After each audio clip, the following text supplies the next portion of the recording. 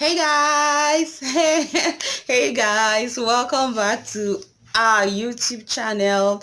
Yes, our YouTube channel. This is 2021 and we own this channel together. So you're welcome. Thank you for stopping by. Thank you for even wanting to know what this channel and this video is all about. It's a story time video. Yeah, so and then of course if you're a returning subscriber, you are most definitely welcome to our channel.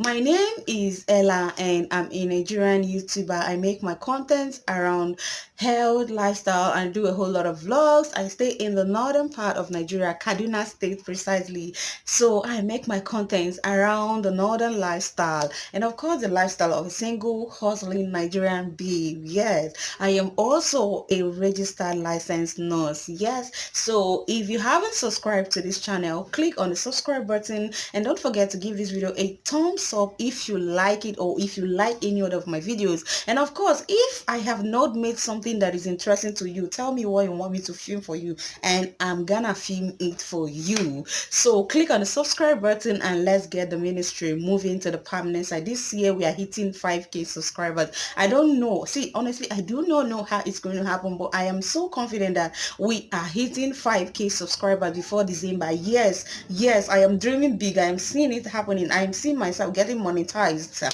So help this ministry move to the permanent side. Yes, so today I just discovered that I have never ever done a story time on my channel. So I am going to be doing a story time with you guys today. Do you know anyone that has sickle cell anemia? Do you know anyone that has died of sickle cell anemia? Are you having a genotype of SS? Okay, if that sounds like you, let's move.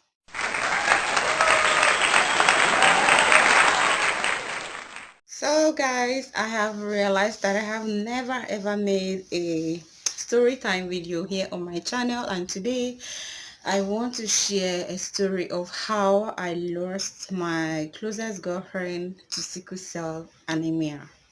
Do you know someone who has sickle cell anemia? Do you know a couple who has a child who is sickle cell anemia, anemic, who has sickle cell anemia? Now, it's something that is being overlooked. Like a whole lot of people don't even know much about this illness or this disease. A whole lot of couple, when they discover even before they get married that they are both AS, they will still go ahead and get married and eventually give birth to a child who is a sickle cell child. And despite all our preaching against AS, marrying AS, some people just close their ears to hearing this preaching because they just feel love is enough. But I have come to realize that the long run, being in the medical field or being in the hospital setting, that love is usually not enough. These people don't even have peace of mind, especially when they have two children who are sicklers. Though it's rare, some people will tell you that let's just get married, miracle can happen. Miracle never really do happen. I must tell you, I am not disputing the fact that God has changed some people's genotype from SS to AA. I'm not going to dispute that fact. I have seen it happen. I have heard the testimony. But then the same Bible also say that wisdom is more profitable to direct. Please ignore the noise on the background anyway. Wisdom is more profitable to direct. But some people don't want to have this wisdom. They just keep telling us that love is more important. Love conquers all. But at the long run, do love really conquer sickle cell anemia? No. I have seen mothers who stay with these babies in the hospital and they cry. They keep crying day in, day out. They keep blaming their husbands. But it's no time to blame anybody. It's no time to lay blames on any of the partners. It's both of you that made that decision to go ahead and believe that miracles can happen. Yes, miracles might have happened to some people, but some other people are living today with this sickle shaped blood cell. Now these children are being exposed, they are being put to danger because eventually most of them don't even make it till when they are 17, and the parents don't even have peace of mind, like I said, because they keep bringing these children to the hospital from time to time. So why not save yourself the stress? If you know that your genotype is AS, why not save yourself the stress of sleeping daily in the hospital or coming to the basically every day, and get married to a partner with maybe AA.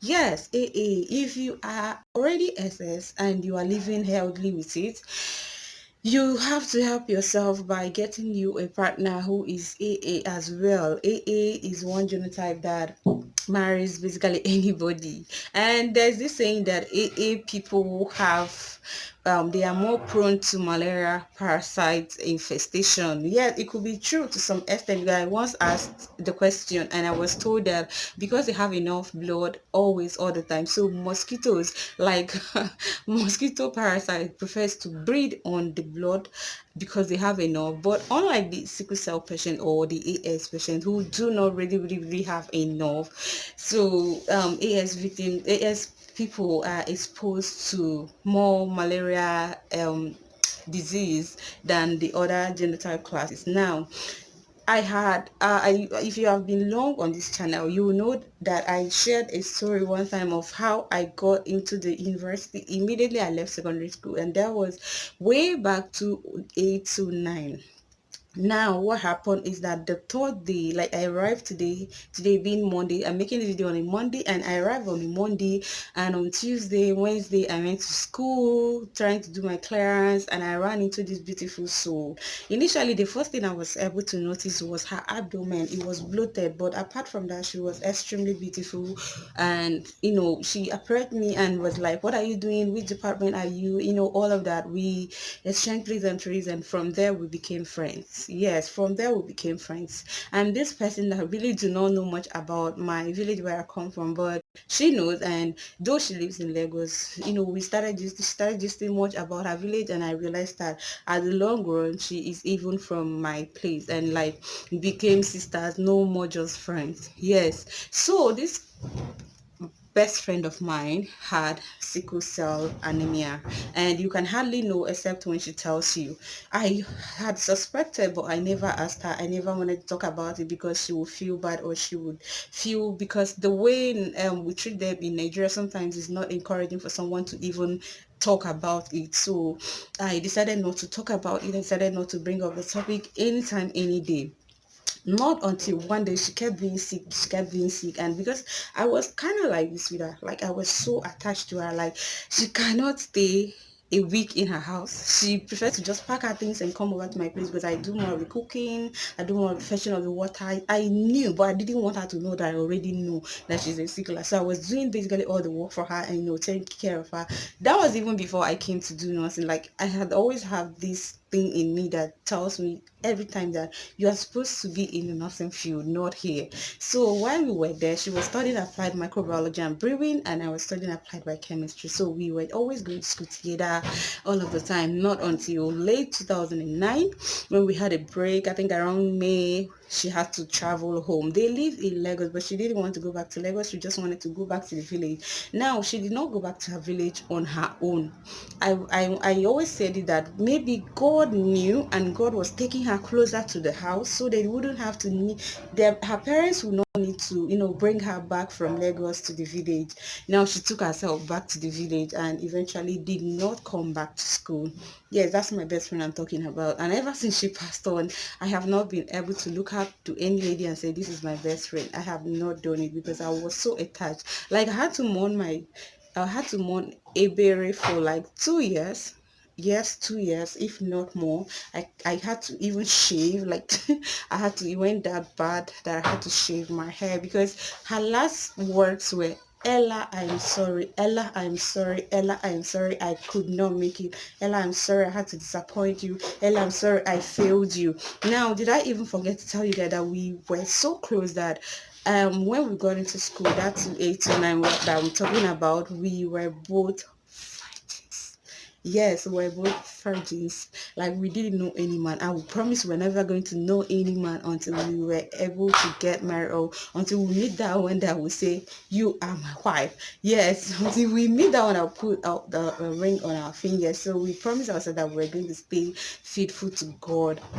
even got to an extent that we had to go to a convent, made inquiries, located one convent there in Oka. I don't want to call the name.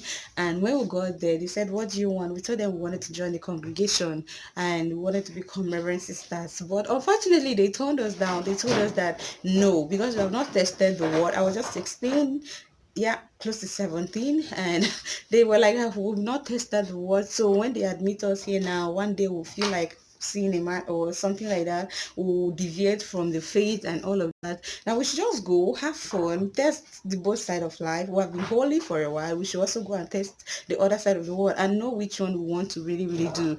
And when they told us that, and I was not telling my friend, is it that they want us to go and sleep with a man or break our virginity before they will admit us? She said, "Well, let us keep waiting until we find another congregation that will accept us just the way we are." So, but that dream never came to pass because she died earlier than expected, and I was just left alone in this world.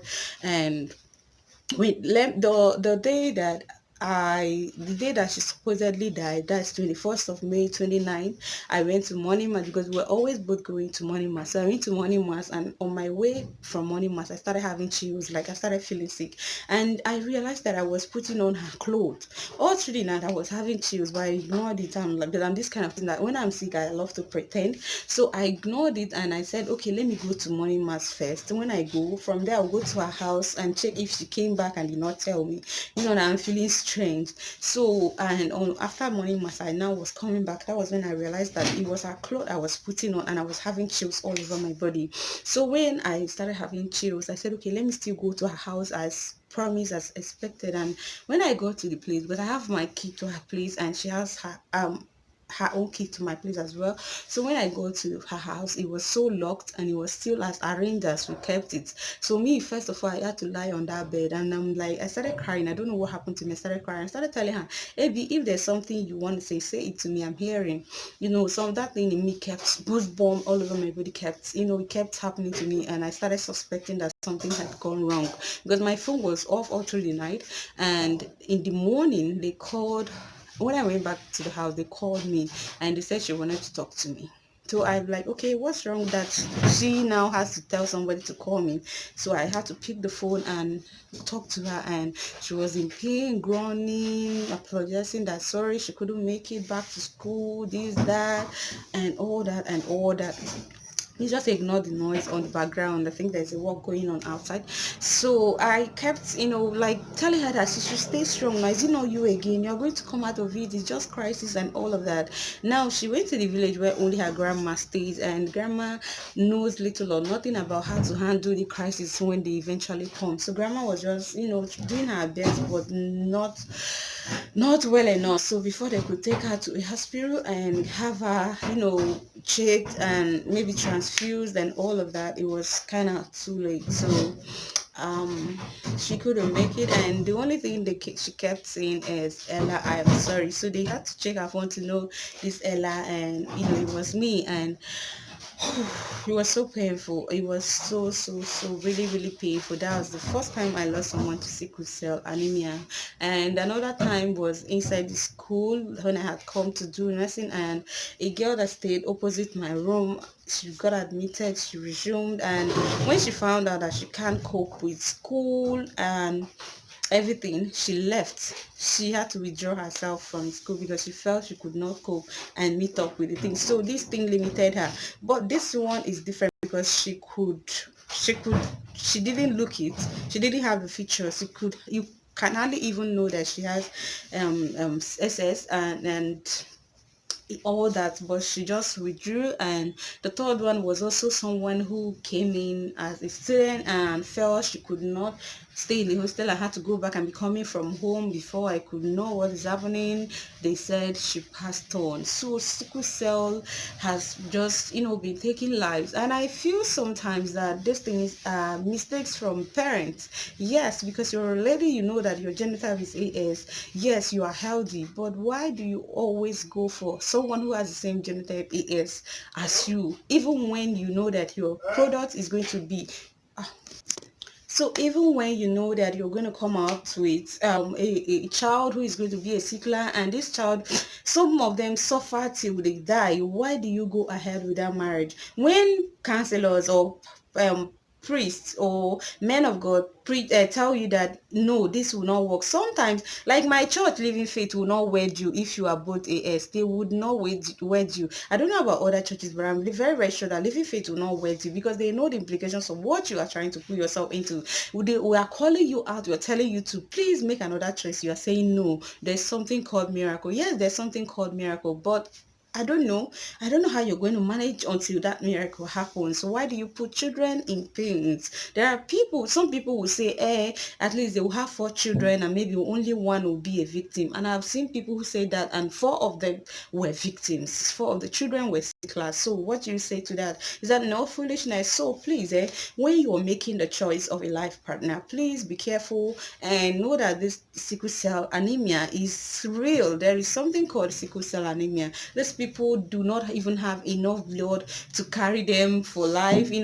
These people are just, they are just suffering for no reason. These are things we could have helped, and I don't know how you people do it in other churches. Please preach this to intending couples and let them know the importance of marrying someone who is healthier than they are. If you are AS and you want to marry, please go for AA. If you already SS and you want to marry, please go for AA. AA stand the chance of marrying anybody they choose to marry. Okay, and let's stop putting ourselves and our children into undeserved pain.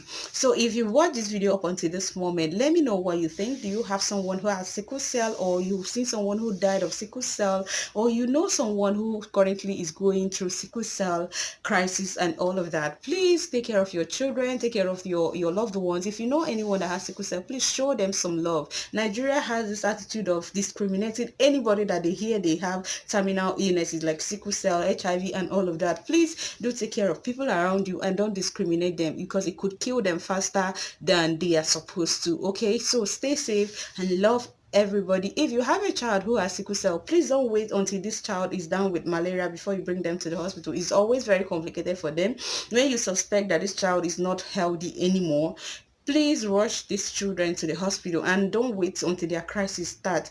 And most importantly, make sure you give them that folic acid every day of their life. It helps them a whole lot. It helps them. And don't always forget to give them lots and lots of water, and always look out for all of these signs that comes with their crisis. Then take them to the hospital and let them see a good doctor.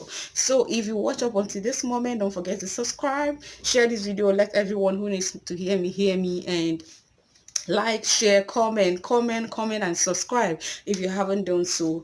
Still, I come your way next time. I remain your favorite nurse, Nigerian nurse, Kaduna State based nurse, Kaduna State based YouTuber, Nurse Ella. Till I come your way next time. Bye. Oh.